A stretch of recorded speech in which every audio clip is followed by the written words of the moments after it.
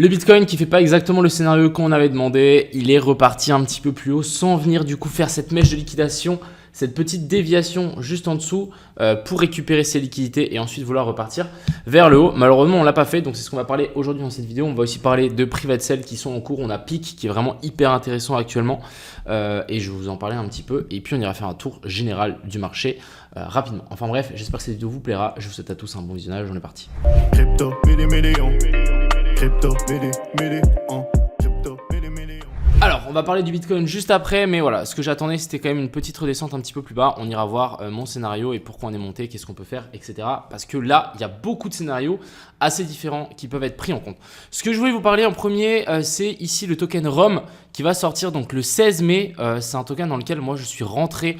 Ils avaient fait une public sale ou une private sale. Ils ont levé 1,3 million, donc plutôt pas mal. Ils ont des gros partenaires. Si on check juste le site internet, ils avaient des gros partenaires. Je ne sais plus où j'avais vu sur le site internet. Bref, ils étaient en partenariat avec Link, etc. Et il y a quand même pas mal de gens qui sont déjà en train de jouer à ce jeu. Donc finalement les gars, pour savoir un petit peu ce que c'est un play to earn. Donc simplement, vous jouez pour gagner des sous. À mon avis, vous allez gagner des ROM. Le token que j'ai acheté aussi, vous allez pouvoir acheter des différents assets, etc. Donc c'est un play to earn. Si jamais ça vous intéresse ce genre de choses et essayer de jouer à des jeux pour gagner finalement, c'est ici que je les avais vus. Donc voilà, on a pas mal on va dire de partenariats. Mais en gros, si vous aimez jouer à des jeux vidéo et gagner de l'argent, je pense que ça peut être assez intéressant. Je vous mets tous les liens en description si jamais ça vous intéresse. Vous pourrez aller checker. Personnellement, j'ai investi dessus.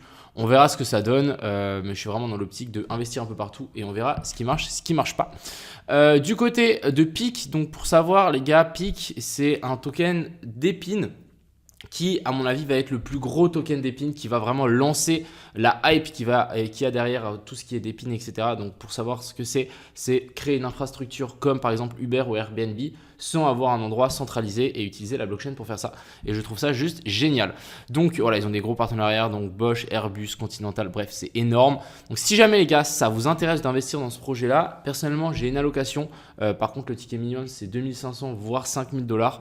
Donc si jamais ça vous intéresse et vous voulez investir sur des projets qui sortent, d'ailleurs, il y a une forte chance qu'on soit listé directement sur Binance, donc c'est assez énorme. Je pense que c'est vraiment un token qui peut aller dans le top 20 par exemple. Donc si jamais ça vous intéresse, je vous mets aussi le lien, mes liens en description, mon lien Telegram, pour que vous puissiez simplement me contacter là-bas si jamais ça vous intéresse. Voilà, je tenais juste à dire ça. Maintenant, ce qu'on va faire, c'est qu'on va directement parler du BTC. On a fait quand même quelque chose d'assez intéressant. On a fait du coup cette latéralisation. Hier, je vous avais dit qu'on était en train de latéraliser et que moi, j'attendais finalement, je vais passer juste sur cette charte, celle de hier, une petite dernière redescente. Malheureusement, on est reparti avant. Assez de force dans le marché. On est venu par contre chercher donc l'order block ici en H1. Toujours pas de clôture au-dessus de ça. Donc vraiment pour moi, pour valider cette inversion structure et pour valider que c'est un bottom, je veux voir une clôture au-dessus de ça. Une fois qu'on aura fait une clôture au-dessus de ça, on pourra peut-être s'attendre à une redescente, venir récupérer les zones de fair value gap et ensuite vouloir repartir. On a plusieurs scénarios à mon goût qui sont tous faisables et tous viables. Donc déjà, moi le premier scénario c'est on revient récupérer ici sous la zone des 60 000. Je pense que c'est toujours faisable. Ici on est venu faire donc un cost continuation de la structure baissière. On vient taper l'order block ici en H1. Il y a un monde où on redescend, on vient récupérer ses liquidités et on piège tout le monde et ensuite on repart. Premier scénario. Deuxième scénario, c'est que ici on pète du coup ce boss. Donc on nous fasse un cost boss, donc changement de caractère. Ensuite on redescende, on trouvera un long là et ensuite ça parte directement vers le haut. Scénario que j'ai pas forcément envie de voir parce que c'est un scénario qui sera pas trop clean. Et le dernier scénario, c'est celui-là, c'est que en fait ici pour moi, un monde, il y a le bottom qui s'est formé ici. On est venu chercher la zone de fair value gap qu'on avait laissée ici en H1. Elle a été touchée, donc ok. Maintenant, on descend tranquillement, on vient chercher cette zone de fair value gap et ensuite on part directement et on ne fait pas forcément de retest, etc. Donc pour moi, en tant que trader, mon objectif, c'est pas forcément d'avoir raison, mais c'est d'avoir raison quand je vais lancer mon trade, qu'on soit d'accord. Pour moi, la zone où je vais avoir raison quand je vais lancer mon trade, c'est ici un retour sur la zone des 60 000. Donc tout simplement, ce que je vais faire actuellement, c'est je vais patienter. Je ne vais pas me précipiter à longue ici au-dessus. Si j'ai pas mon entrée, c'est pas grave. On attendra une autre entrée plus tard, plus clean, plus comme on les aime. Genre, vous avez des critères, respectez vos critères, tout simplement. Donc, personnellement, moi, j'ai envie de long cette zone-là. voire, allez, on fait un nouveau plus haut et là on redescend. Si on redescend chercher l'order block ici, la zone de fair value gap, je prendrai aussi un long sur ces niveaux-là. Mais tant qu'on n'a pas vraiment scénario clean, je ne prends pas de position tout simplement sur ce BTC. Du côté de l'Ethereum, on est quand même venu faire quelque chose d'assez intéressant. On est venu faire une petite inversion structure, j'aime bien. Alors, je vais juste enlever ça. On a quand même fait quelque chose d'assez intéressant. On est venu récupérer donc toutes les liquidités qu'on avait laissées ici donc en début mai. Et en fait ici, regardez, on a finalement notre petit cost boss. Donc là, finalement, on a notre cost et ici, on a notre boss. Si on peut avoir une petite correction, on y récupérer la zone de fair value gap qu'on a laissé juste ici. Est-ce qu'on en a une en H1? Oui, on en a une en H1. Qu'on revienne s'appuyer là, je pense qu'il y a un trade à trouver. Il y a un trade clairement à prendre et ça va être un truc du style stop loss ici. TP sur ce plus haut là, voire un peu plus haut. Après, je ne vais pas forcément être trop greedy. Comme on le voit, Ethereum contre le BTC a toujours énormément de mal de rebondir. Donc, compliqué de vouloir repartir par rapport à ça. Ensuite, on va analyser 2-3 coins qui sont assez intéressants. On a le fil, donc on est revenu chercher cette zone OTE très très bien. Donc ça, c'était mon dessin. Très très bien. Par contre, toujours pas de boss. On a fait une belle déviation ici au sud, mais toujours pas de boss, donc on ne prend pas de trade. On a le AVAX, même chose. On aurait pu espérer ici un boss, donc on aurait voulu avoir une clôture au-dessus du dernier plus haut, mais malheureusement, on ne l'a pas faite. Donc, encore une fois, on est dans des zones très intéressantes, mais il n'y a pas encore de structure, donc ça ne sert à rien d'être impatient. Soyez patients, les amis. On attend la zone intéressante, et dès qu'on a quelque chose d'intéressant, boum, on prendra position. Mais pour le moment, ça ne sert à rien de se précipiter. Même chose pour le Bitcoin. Si on suit la pattern, on fait des sommets toujours plus bas. Bon, pour le moment, hein, c'est encore une fois, on n'en sait rien ce qui peut se passer ici. Mais ce qu'il faut se dire, c'est les différents scénarios. Si ce scénario arrive, qu'est-ce que je fais et comment je réagis en tant que trader, bien évidemment. On peut passer un petit coup sur le PP qui est venu nous chercher donc cette zone. Alors, je ne sais pas si mon analyse est juste. Je vais genre enlever ça juste pour que vous puissiez bien voir. Mais en gros, on est venu récupérer donc ce plus haut là. Et ici, on a quand même une petite correction en A, B, puis C, A, B, puis C. Bon, après là, c'est un petit peu différent.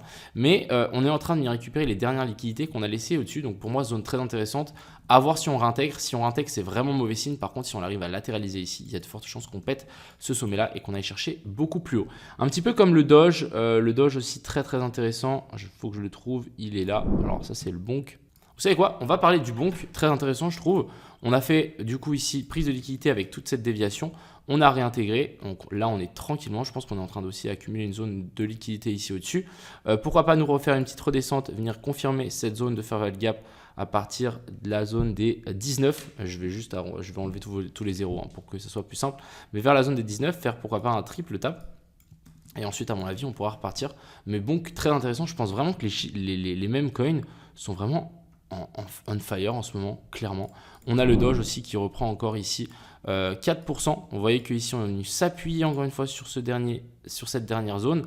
Malheureusement, on n'a toujours pas de boss et ils ne veulent pas se former. Hein. Regardez-moi ici, 2 tentatives. On a raté 2 tentatives. Après, voilà, on est en train de redescendre tranquillement dans la zone OTE de tout ce mouvement. Vous voyez qu'on est venu chercher parfaitement la zone des 0,118. Il me semble même qu'on a une petite inversion de structure qui s'est mise en place. Magnifique, regardez-moi ça, c'est juste trop propre. Là, on a notre cost et ici, on a notre boss. Super clean. Maintenant, on peut potentiellement patienter un retour ici dans cette zone vers la zone des 14 centimes et ensuite, on pourra prendre un super long. Donc franchement, le Doge, super intéressant pour un long si on revient chez récupérer cette zone-là. Je vais clairement faire un tweet parce qu'il est juste magnifique. Voilà un peu ce que je m'attends sur le marché en général. Essayez de trouver les alts qui sont un petit peu le plus forts. Je trouve que les mêmes coins sont vraiment très très forts. Bitcoin, je ne prends pas de long tant qu'on n'a pas vraiment un setup clean.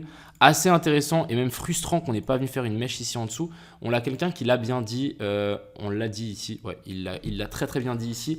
Il a dit que finalement à l'époque, qu'est-ce qu'on faisait? On faisait des mèches de liquidation pour récupérer tout ce qu'on avait laissé là avant de vraiment partir. Sauf que maintenant ce qu'on fait, c'est qu'on part sans même ces mèches de liquidation. Et personnellement, moi en tant que, moi je trade les liquidités, si on n'a pas ces mèches de liquidation qui viennent récupérer ces liquidités, comment je trouve mon entrée moi? Donc c'est ça, c'est un peu frustrant des fois. Mais bon, c'est comme ça, c'est le trading et voilà. Donc encore une fois, j'attends toujours la zone des 60 000. Si on ne l'a pas, c'est pas grave, on partira sans moi. Mais soyons patients. Sur ce les gars, je vous souhaite à tous une agréable fin de journée. C'était Rick Dominion. Ciao.